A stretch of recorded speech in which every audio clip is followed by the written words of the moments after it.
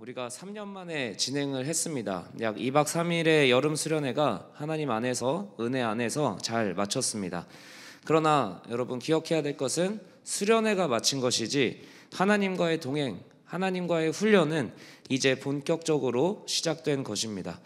여러분들이 아마 소개팅을 해보신 분들은 알겠지만 상대가 너무 마음에 들면 애프터 신청도 하고 만남을 이어가야지 교제가 시작되는 것처럼 성령님이 너무 좋게 만났어도 그 성령님과의 만남을 지속해야 되는 책임과 노력이 여전히 우리에게 남아있는 겁니다. 동시에 결혼식보다도 결혼 생활이 중요한 것처럼 수련회보다도 수련회 이후의 생활을 여러분이 하나님 안에서 잘 가꾸어 나가시길 주님의 이름으로 축복합니다.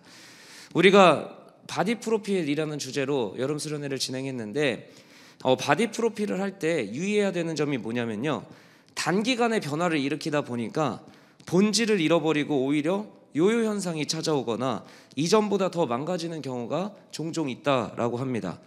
그래서 이번 수련회가 그저 그러한 이벤트로 끝나지 않도록 여러분을 위해 요요 방지 프로그램도 기획하고 있고, 여러분이 성령님과 연단하는 삶의 여정을 함께 응원하고 독려하려고 합니다. 우리는 4주 동안의 말씀과 2박 3일간의 수련회로 우리 몸에 대해서 그리고 우리 영성에 대해서 말씀을 나누고 나의 삶에 적용하려고 애를 쓰고 있습니다. 수련회 기간 동안 하나님 안에서 누린 은혜를 기억하고 하나님께 받은 마음을 결단했다라는 청년들의 간증과 고백을 들었습니다. 그런데 사실 하이청년부 수련회에서 나는 바디 프로필은요, 내가 좋은 것, 내가 변화되는 것 이상의 것을 염두에 두고 있습니다. 오늘은 진정한 우리의 바디 프로필의 목적이 어디에 있는지 말씀으로 나누려고 합니다. 오늘 읽은 말씀은요, 고린도전서의 말씀입니다. 제가 몇 달 전 고린도전서로 말씀을 나누어서 아마 이 자리에 있는 여러분들 중에 어느 정도는 고린도 교회에 대해서 기억하고 계시리라 생각을 합니다. 고린도는 항구 도시였어요. 그리고 매우 풍요롭고 발달된 도시라고 말씀을 드렸습니다. 그만큼 세속의 가치와 세속의 문화 또한 충만한 도시였었죠. 화려함, 음란함, 철학, 자기만의 옳음으로 가득한 세상, 그 도시 속에서 예수 그리스도를 믿겠다고 모인 사람들이 모인 곳이 어디였다? 고린도 교회였습니다. 그러나 그런 세상 속에서 푹 젖어 있다가 그리스도인으로 결단해서 모였다고 해도 그 사람들의 모임이 하루아침에 교회답게 되기는 매우 어려웠을 겁니다. 그래서 고린도 교회 안에는 여러 가지 문제가 있었어요. 그리고 그 문제로 인해 교회 안에는 갈등도 있었고 서로 끼리끼리 모여서 파당을 나누기도 했습니다. 음란함의 문제를 해결하지 못하고 교회 안에 방치한 문제도 있었고요. 하나님께 무엇이 옳은지 모여서 기도하고 하나님의 음성을 듣기보다는 그저 이론적으로 내 머리로 관습적으로 이것이 맞다고 주장하면서 다투고 있었던 문제가 가장 많았습니다. 심지어 원래 살던 사회에서 있던 계급을요, 교회에서 어떻게 해야 될지 모르니까 교회 안에서 여전히 부자와 빈자, 귀족과 평민, 노예 차별이 그대로 남아있기도 했습니다. 그렇게 수많은 문제로 가득 찬 이 고린도 교회를 향해 바울이 하나하나 조목조목 무엇이 잘못되었고 어떻게 해결하는 것이 하나님 안에서 해결하는 것인지 조언하는 편지가 바로 고린도 전서입니다. 그러니까 바울이 고린도 전서를 통해 여러 가지 문제를 해결해주고 답을 내려주지만 결국 바울이 이야기하고 싶은 것이 하나 있었습니다. 그게 뭐냐면 교회에 대한 분명한 기준이 있어야 된다라는 거예요. 그래서 교회를 뭐라고 표현을 하냐면요, 그리스도의 몸이라고 표현을 합니다. 여러분들 만약 누군가가 여러분에게 야 교회가 뭐야 라고 하면 이 몸이라는 단어를 기억을 해야 됩니다. 근데 이게 아무 몸이나가 아니라 그리스도의 몸인 사실을 여러분들이 기억하고 있어야 되는 거예요. 오늘 이 몸이라는 표현에 집중해서 진정한 바디 프로필은 어디를 향해 가야 하는지, 어떤 목적으로 가야 하는지 되짚어보고 결단하는 시간이 되길 소망합니다. 먼저 따라해 봅시다. 몸의 지체가 많다. 오늘 말씀은요, 어떻게 시작을 하냐면요, 몸은 하나다. 근데 많은 지체가 있다라고 시작을 합니다. 여러분 우리 몸도 보면요 하나죠. 제 몸이 두 개가 아니죠. 하나죠. 그런데 여러분도 각자 소중한 몸 한 개씩을 갖고 있습니다. 근데 몸은 하나인데요, 동시에 그 한 몸을 이루고 있는 다양한 지체들이 우리 몸 안에 있습니다. 우선 겉으로 보이는 것만 해도 다양하죠. 눈, 코, 귀, 입, 팔, 손가락, 다리, 발가락 다 다르게 생겼고 다 다른 기능을 합니다. 심지어 인간의 세포는요 약 30조 개가 있대요. 그러니까 한 몸이 한 몸으로서 다양한 일을 감당하기 위해서는 그 세포들이 세포에 맞게, 각 지체들이 지체에 맞게 행동을 하고 자기 자리를 잘 지켜줘야지 한 몸이 유지된다라는 거예요. 여러분 우리 서로를 한번 바라봅시다. 서로를 바라보면 다른 사람이죠. 모양이 똑같거나 생각이 똑같거나 성격이 똑같은 사람이 정말 단 한 명도 없습니다. 만약 우리 교회에 다 외향형만 있으면, 혹은 다 내향형이라면 각자의 교회도 어려움이 있을 거예요. 외향형만 있다고 해서 내가 신나지 않을 거예요. 내향형만 있다고 해서 혼자이지 않을 거예요. 다 각자의 문제가 생길 겁니다. 나와 같은 사람, 나와 잘 맞는 사람만 있다면 어쩌면 기분은 순간순간 좋을지는 모르겠지만 해야 할 일을 하지 못할 수도 있게 될 거예요. 그래서 하나님은 교회에 다양한 사람들을 모으셔서 해야 할 일을 하게 하시고 사랑하지 못하는 사람을 사랑하게도 하십니다. 근데 종종 교회 다니면서 이런 불평을 듣게 됩니다. 교회 안 다녔으면 내가 이런 어려운 일 안 당하는데, 괜히 교회 다녀서 안 힘들어도 될 일로 내가 힘들어하는구나 라는 생각을 할 때가 있다라는 거예요. 그런데 여러분 잘 생각을 해봅시다. 힘든 게 정말 나쁜 겁니까? 힘든 게 정말 없어야 됩니까? 사실 힘든 일을 할 때, 힘든 상황을 견뎌낼 때 우리의 몸은요 보통 성장을 합니다. 운동이 힘들 때는요 근육이 성장하기 때문에 힘든 거고요, 심폐지구력이 힘들기 때문에 호흡이 가빠지는 겁니다. 건강한 몸을 만들기 위해 절제하고 다이어트를 하면요 당연히 힘이 듭니다. 청소년 시기에 키가 막 자랄 때 몸이 아픈 이유는요 키가 크기 때문에 성장통이 생기는 겁니다. 하나님은 우리를 몸된 교회에 보내셔서 나와 다른 사람을 만나게 하십니다. 다양한 사람들을 만나게 하세요. 세상은 우리가 어떻게 합니까? 우리는 모든 만남을 내가 선택할 수 있는 세상에 살고 있습니다. 조금만 마음에 안 맞으면요 쉽게 손절이라는 표현을 쓰죠. 점점 사람 간의 관계가 인스턴트처럼 변해가는 시대 속에서도 교회는 똑같은 형태와 똑같은 메시지를 선포할 수밖에 없다라는 겁니다. 왜? 하나님은요 여러분을 있는 그대로 사랑하시지만 있는 그대로 방치하시는 분이 아니기 때문입니다. 여러분이 조금이라도 더 멋진 사람으로, 여러분이 좀 더 많은 사람을 만날 수 있는 사람으로 성장시키고 싶으시기 때문에 교회로 부르시고 여러분과 다른 사람을 만나게 하시고 때로는 힘들게도 하시고 용서하게도 하시고 사랑하게도 하시는 겁니다. 하나님은 이 그리스도의 몸된 교회에 다양한 사람을 불러 모으셔서 다른 사람을 만나게 하시는 거예요. 서로 다른 사람하고 일도 하게 하시고요, 같은 셀에 묶으시기도 하고요, 호흡을 맞추게도 하시는 거예요.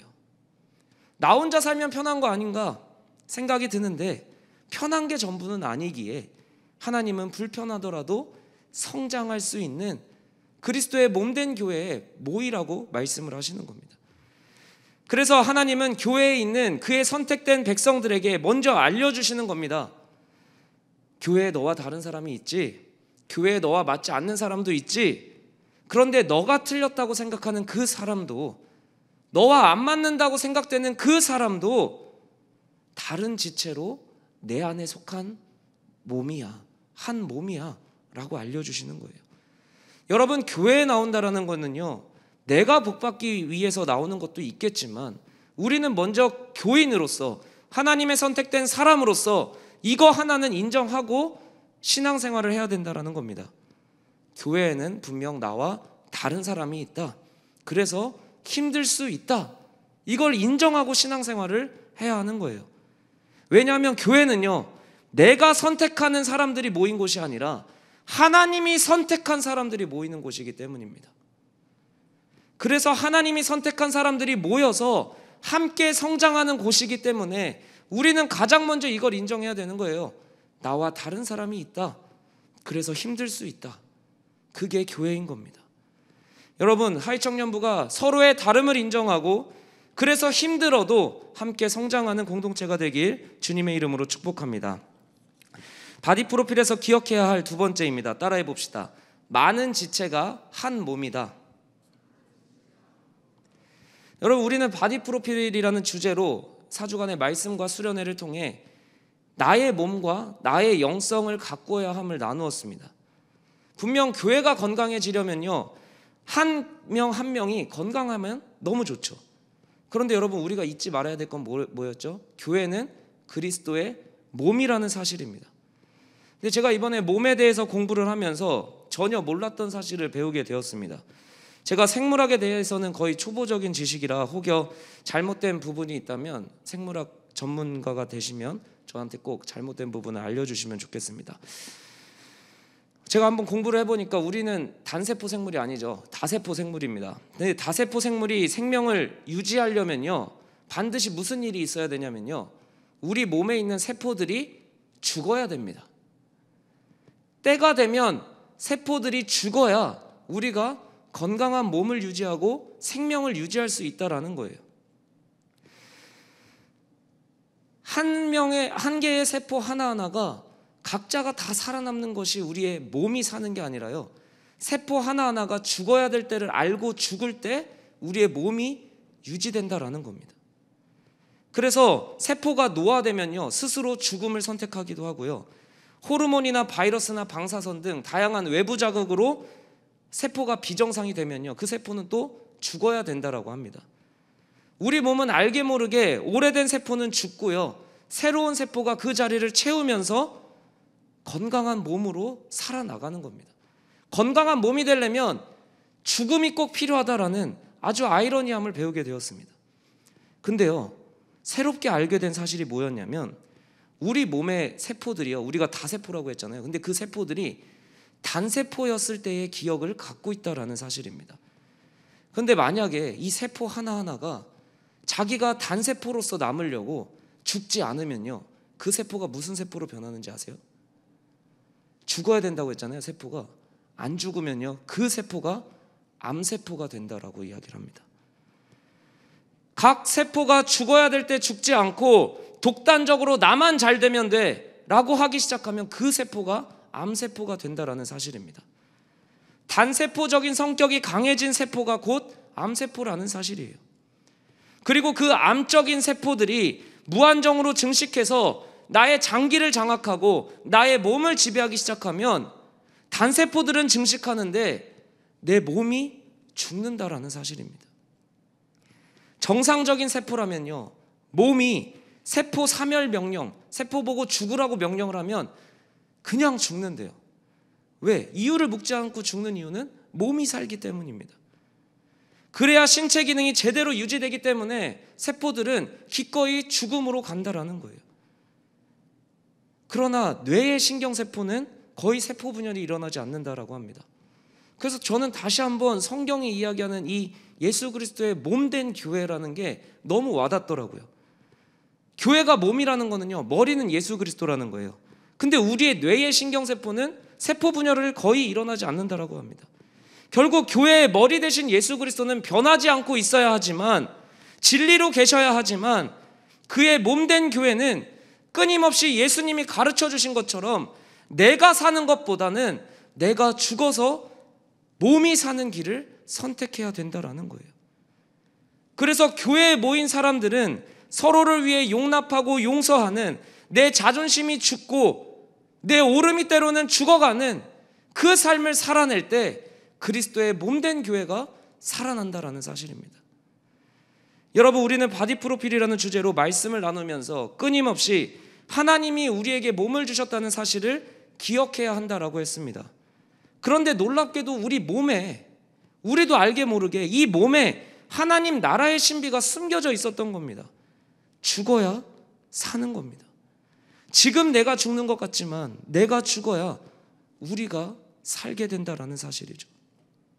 그러나 세상은 뭐라고 이야기합니까? 끊임없이 야, 네가 먼저 살아야지, 너가 잘 살아야지, 너 하나 잘 되는 게 최고의 가치라고 가르칩니다. 그러나 하나님은 예수님을 보내셔서 뭘 보여주셨냐? 죽어야 산다라는 걸 보여주시는 겁니다.